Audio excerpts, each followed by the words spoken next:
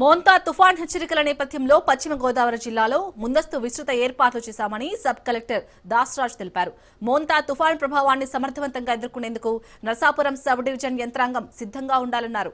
ముందస్తు మెడికల్ క్యాంపులు, పునరావాస కేంద్రాల ఏర్పాటుకు చర్యలు తీసుకుంటున్నారని, అలాగే ఎస్డీఆర్ఎఫ్ బృందాలు సిద్ధంగా ఉన్నాయని సబ్ కలెక్టర్ దాసరాజ్ చెప్పారు.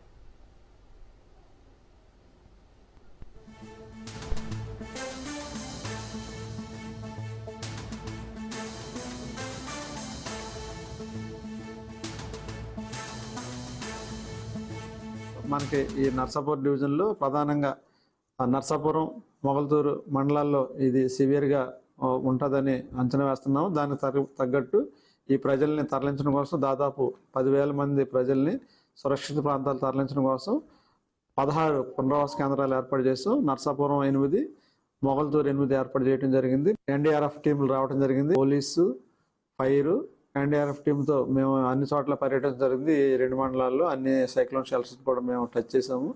అక్కడకు ఏ విధమైన వచ్చినా, ప్రజలకు ఇబ్బంది వచ్చినా వాళ్ళని తరలించడానికి వాళ్ళ సహాయంతో మేము ఏర్పాట్లు చేయడం జరిగింది. అదేవిధంగా ఎక్కడ రోడ్లు బ్లాక్ అయినా వాటి దగ్గర ఇమీడియట్గా చెట్లు కూడా తొలగించడానికి జేసీబీలు, అదేవిధంగా పవర్ సాస్లు ఇవన్నీ కూడా ఏర్పాటు చేయడం జరిగింది. ప్రతి మండల కేంద్రంలో కూడా ఒక కంట్రోల్ రూమ్ ఏర్పాటు చేసాము.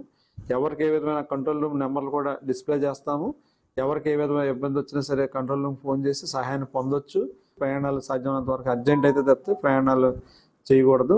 మనకి కలెక్టర్ గారు రేపు ఎల్లుండ స్కూల్స్కి, కాలేజెస్కి హాలిడే డిక్లేర్ చేయడం జరిగింది. అదేవిధంగా ఇంకా ఇంటెన్సిటీ పెరిగితే ఎల్లుండ దానికి 29 సంబంధించిన తర్వాత నిర్ణయం తీసుకుంటారు.